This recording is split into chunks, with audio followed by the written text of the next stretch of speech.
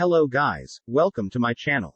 Today, I will show you how to stop new photos memory notifications on iPhone, iPad. So, to do that, go to Settings.